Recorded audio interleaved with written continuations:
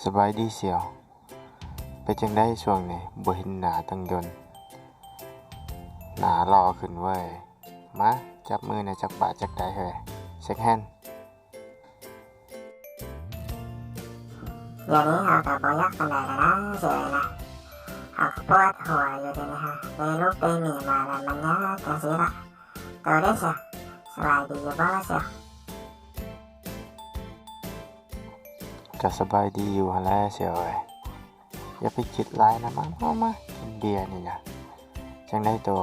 แต่กินเบียร์ได้อยู่ว่าเดี๋ยวนี้หั่นนะมาจัดจักแก้วจักใดนี่เอากินได้เยอะนะเสียนะกินได้ยิ่งได้กินหลายก็ได้นะเดี๋ยวนี้มันก็ยากยุ่งยากหลายอย่างเอาจะกวด2 ขวดนะเสียละพอได้สร้างในส่วนนะเสียนะ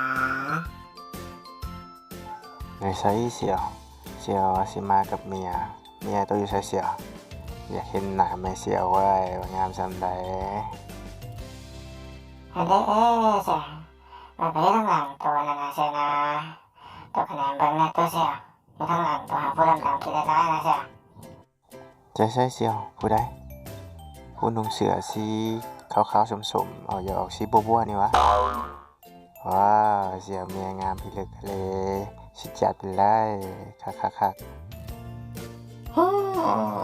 ไม่นี่ว่าเสียนี่นะแล้วกันพี่เจ้าที่นี่ใช่ไหมเดี๋ยวเราเข้าใจมันพอได้ลงวัดนั่นนะใช่ไหมเฮ้ยเสียวตัวสั่งยังให้เมียตัวแล้ววะแล้วก็กินเบียร์อยู่วะสั่งให้เราได้ไหมเสียวโอ้ยตายแล้วเสียเป็นหามันแม่กินเบียร์เอาไปซื้อนะเอาไปซื้อบัวเสียวสำหรับบ่กินเบียร์สำนักซื่อๆโตคือว่าแบบฉันบ่ว้าวแม่เสียวเมียโตได้น่ะเสียวโอ้เสียวเฮาเบิ่งซื่อโตก็คือสิฮักกันดีอยู่นะเมียก็งามอยู่เพราะว่าบ่ห่วงเมียมันนี่โอ้ยหมอนี่เนาะจังแม่นเนาะก็เลยมันบ่กินเบียร์เสียวเอาไปซื้อนะเอาไปซื้อเป็นอย่างสิเอาไปซื้อให้มันนะไปซื้อแล้วนะ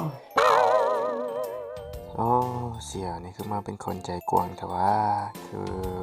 บ่แคร์นี่นะเมียเพชรนั่นน่ะนี่บ่แคร์บ่เฮาบ่กล้าเฮ็ดแบบนั้นดอกเสียวเอ้ยก็บ่ฮักเมียซะบ่เสียวฮะขอถามหน่อยเด้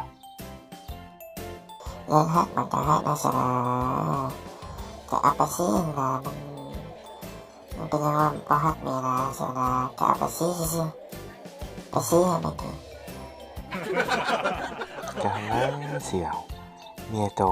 สิให้ผู้อื่นไปเฮ็ดคือโตเว้านะมันสิเป็นบ่เสียวโอ้เสียวบ่เว้าแบบนั้นแม่เสียวเซาๆๆๆไปให้หมู่ไปเฮ็ดแนวนั้นบ่ได้เด้อเสียวเอ้ยเฮ้ยเสียวไม่ได้เองนะเสียวนะก็ไอ้เอาไปซื้อให้มันกินมันบ่คือมันเลยเสียวนะโอ้ยเฮาล่ะเข้าใจผิดเสียวเอ้ยนึกว่าโตให้เฮาเอาไปอันนั้นนำฟิชเจอริงนำซั่นดอกว้าวให้แจ้งๆนะแม่เสียวโอ้ยเนาะเสียวมันเสียวนะบอกว่าเอาไปซื้อให้มันกินเอาไปซื้อกันนะเอาไปซื้อแต่ถ้าคิดไปซื้อเอาไปซื้อซื่อๆก็ได้เสียวขอโทษหลายๆขอโทษอันนึกว่าโตหมายความว่าจังซั่นขอโทษนำหลายๆโตฮักเว้าบ่แจ้งเองโตขอโทษด้วยเสียเด้อน่าเป็นอย่างนั้นนะเสียวหากว่ามันจะแจ้งว่าเอาไปซื้อแต่ว่าคิดไปในใจอีกเสียวนะถ้าน่าฟังดีเอาไปซื้อเอาไปซื้อ